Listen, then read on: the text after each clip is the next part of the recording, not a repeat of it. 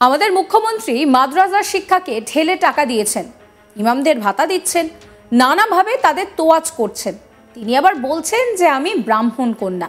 বন্দ্যোপাধ্যায় ব্রাহ্মণ কন্যা বাংলার একটা বাচ্চাও জানে। মুখ্যমন্ত্রী টের পেতে আরম্ভ করেছেন যে এই সংখ্যালঘু তোষণ এবার ব্যাকফায়ার করতে শুরু করেছে। রাজ্যের মুখ্যমন্ত্রীর বিরুদ্ধে বিস্ফোরক আক্রমণ শানালেন বিজেপি নেতা। তিনি বলছেন যে মমতা বন্দ্যোপাধ্যায় যে সংখ্যালঘু তোষণ করেছেন সেটাই ব্যাকফায়ার হয়েছে, তাই ব্রাহ্মণ কন্যা এই মন্তব্য করছেন। আমরা বলছি বিজেপি নেতা তথাগত রায়ের কথা।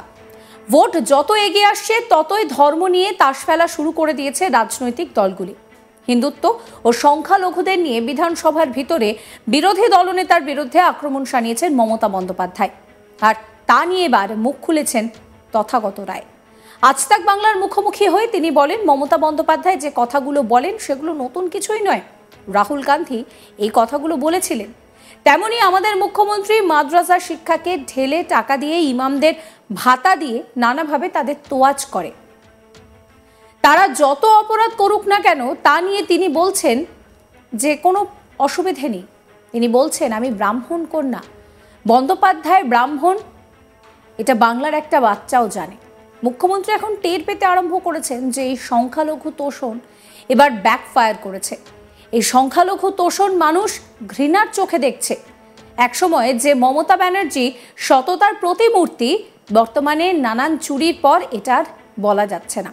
আজ তাক বাংলার মুখোমুখি হয়ে বিজেপি নেতা তথাগত রায় কি বলছেন শুনুন। মন্ত্রী যে বক্তব্য রাখলেন সেখানে তিনি বললেন যে তিনি শুভেন্দু অধিকারী নাম না করে তাকে আক্রমণের নিশানা করলেন এবং তিনি বললেন যে আমি তো একজন ব্রাহ্মণ পরিবারের মেয়ে। কোনো অংশে আমরা যেটা দেখলাম যে তিনি যে বক্তব্যের মধ্যে এবং যে পুরীর আদলে যে জগন্নাথ মন্দির যেটা মুখ্যমন্ত্রী মমতা বন্দ্যোপাধ্যায় ওখানে ভিত্তিপ্রস্তর স্থাপন করেছেন, সেটাও একেবারে চ্যালেঞ্জ ছুড়ে দিলেন যে শুভেন্দু অধিকারী কত বড় ক্ষমতা আছে এই মন্দির আটকে দেখাক। এবং হঠাৎ করেই দেখলাম যে তার যে বক্তব্যের প্রায় 40 মিনিট তিনি ব্যয় করলেন এই সমস্ত বিষয় নিয়ে। এটাকে আপনি কিভাবে দেখছেন? এটা চ্যালেঞ্জ নয়, এটা ডিফেন্সিভে খেলা। এই যে মমতা বন্দ্যোপাধ্যায় কথাগুলো বললেন এগুলো তো নতুন কিছু নয়। রাহুল গান্ধী এই কথাগুলো বলেছিল। রাহুল গান্ধী বলেছিল মে জনেউধারী ব্রাহ্মণ হু, মে জনেউধারী ব্রাহ্মণ হু।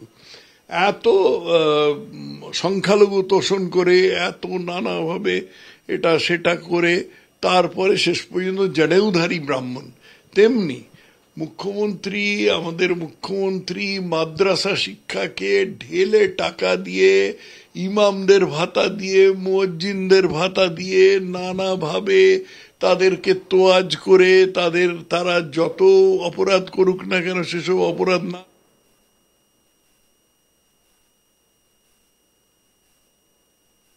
এইসব করার পরে তিনি বলছেন যে আমি ব্রাহ্মণ কন্যা। আরে বন্দ্যোপাধ্যায় ব্রাহ্মণ কন্যা এটা এখনো পশ্চিমবঙ্গের একেবারে শিশুও জানি, কিন্তু তার বলার কি দরকার ছিল? বলার দরকার হচ্ছে এই যে মুখ্যমন্ত্রী টের পেতে আরম্ভ করেছেন যে এই সংখ্যালঘু তোষণ এবার ব্যাকফায়ার করতে আরম্ভ করেছে। এই সংখ্যালঘু তোষণ মানুষ ঘৃণার চোখে দেখতে আরম্ভ করেছে। এক সময় যে মমতা ছিলেন সততার প্রতিমূর্তি, ভবানীপুরে দেবেন্দ্র ঘোষ রোডের মোড়ে একটা বড় হোর্ডিং ছিল, সেটা তার সমর্থকরা চুপচাপ সরিয়ে নিয়ে গেছে। কারণ শিক্ষা চুরি, কয়লা চুরি, চুরি তা চুরি, গরু চুরি, এগুলো করার পরে তো আর এটা বলা যাচ্ছে না। ঠিক তেমনি করে এইরকম নির্লজ্জ সংখ্যালঘু তোষণ করার পরে মুখ্যমন্ত্রী ভড়কেছেন এবং ভড়কে গিয়ে সমস্ত কথা বলছেন। আর একটা বিষয় আমরা যেটা দেখলাম যে তিনি একেবারে অ্যাগ্রেসিভ হয়ে যেটা বললেন যে তার সঙ্গে কোনো জঙ্গি যোগের যে কথাটা তাকে বদনাম করার জন্য বলা হচ্ছে, যদি প্রমাণ করতে পারে তাহলে তিনি চেয়ার ছেড়ে দেবেন। কেন তিনি এই মন্তব্যটা করলেন? মন্তব্য করেছেন কারণ তিনি ডিফেন্সিভে খেলছেন। আমি আবার বলছি, তৃতীয়বার বলছি, তিনি ডিফেন্সিভে খেলছেন কারণ তিনি ভড়কেছেন। তার কারণ শুভেন্দু অধিকারী যেরকম কাঁচা সত্য কথা দিয়ে তাকে আক্রমণ করেছেন, তিনি তার উত্তরে কোনো কথা খুঁজে পাচ্ছেন না, হালে পানি পাচ্ছেন না। আমি একটা ছোট্ট উদাহরণ দিই, এরকম তো সরাসরি তো প্রমাণ পাওয়া যাবে না যে কোনো মুখ্যমন্ত্রী গিয়ে জঙ্গিদের আক্রমণ করে জঙ্গিদের সাহায্য করেছেন, কিন্তু আমি একটা উনি ইদানিংকার মধ্যে একটা কথা বলেছিলেন যে বিএসএফ যখন সীমান্ত বরাবর বেড়া দেবার কাজ করছে তখন গ্রামবাসীরা আপনারাও ধারে কাছে যাবেন না, ওরা নিজেদের মতন কাজ করুক, আপনারা ওদের সাহায্য টাহায্য করতে যাবেন না বলেছিলেন তো। এর মানে কি? এর মানে হচ্ছে যে বিএসএফ আপনাদের সাহায্য ছাড়া যেটুকু পারে করুক, আপনাদের সাহায্য যদি কাজটা বেশি এগিয়ে যায় সেটা আমি চাই না। আমি কেন চাই না? কারণ আমি চাই ওরা এখান দিয়ে ঢুকুক, এখান দিয়ে ঢুকে তারা পশ্চিমবঙ্গকে অশান্ত করুক, বাকি ভারতকে অশান্ত করুক। এই রকম প্রমাণ আরো ভুরি ভুরি পাওয়া যাবে খুঁজলে। আমার তো গোয়েন্দা দপ্তর নেই, কিন্তু গোয়েন্দা দপ্তরের কাছে ভুরি ভুরি প্রমাণ আছে এরকম। আমি এমনি সাধারণভাবে সংবাদ মাধ্যমে যেটা পেয়েছি সেটার ভিত্তিতে বললাম। অন্যদিকে মুখ্যমন্ত্রী মমতা বন্দ্যোপাধ্যায় মহাকুম্ভ নিয়ে একটি মন্তব্য করেন, যে মন্তব্য এই মুহূর্তে রাজনীতিতে রীতিমতন চর্চার বিষয় হয়ে দাঁড়িয়েছে। তিনি বলেন যে মহাকুম্ভ আসলে মৃত্যু কুম্ভে পরিণত হয়েছে। যদিও মমতা বন্দ্যোপাধ্যায়ের এই মন্তব্যকে অখিলেশ যাদবের মতন নেতারা তারা সমর্থন করেছেন, কিন্তু খুব স্বাভাবিকভাবে বিজেপি এর বিরুদ্ধে কথা বলছে। তথাগতবাবু এই নিয়ে কি বলছেন শোনাবো আপনাদের।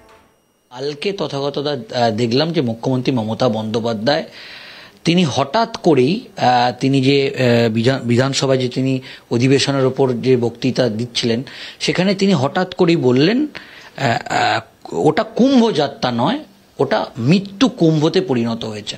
আগে এটা নিয়ে কি বলবেন?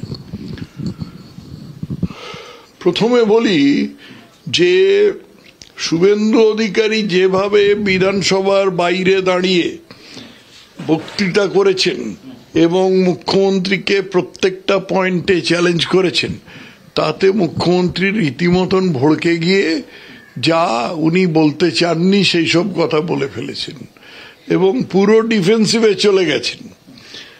উনি বলেছেন মৃত্যুকুম্ভ। কেন মৃত্যুকুম্ভ? না, এরা বলেছে 30টা লোক মারা গেছে। কে বলেছে 30টা লোক মারা গেছে? হাজার হাজার লোক মারা গেছে, সব গঙ্গার জলে যমুনার জলে ভাসিয়ে দেওয়া হয়েছে। এবার আমি বলি আপনি জানলেন কি করে? নিশ্চয়ই ওখানে আপনার হাজার হাজার তৃণমূলের স্বেচ্ছাসেবক হাজির ছিল, তারা পাড়ে পাড়ে দাঁড়িয়েছিল এবং গুনে দিদি আপনাকে রিপোর্ট করেছে যে দিদি আমরা দেখেছি, আমরা তৃণমূলের স্বেচ্ছাসেবক, অতএব আমাদের কথা ভুল হতে পারে না। তাই তো তৃণমূলের তো একটা বিশাল শক্তি আছে ইউপিতে, সেইভাবেই তো সেই তার মাধ্যমেই তো উনি খবরটা পেয়েছেন। ঠিক না? আমি ঠিক বলছি, ভুল বলছি না ঠিক বলছি? এই ভিডিও সম্পর্কে আপনাদের মতামত জানাবেন। সমস্ত খবরের আপডেটের জন্য সাবস্ক্রাইব করবেন আজ তাক বাংলার ইউটিউব চ্যানেলকে। আমরা হোয়াটসঅ্যাপেও রয়েছি, তাই ফলো করতে ভুলবেন না আজ তাক বাংলার হোয়াটসঅ্যাপ চ্যানেল।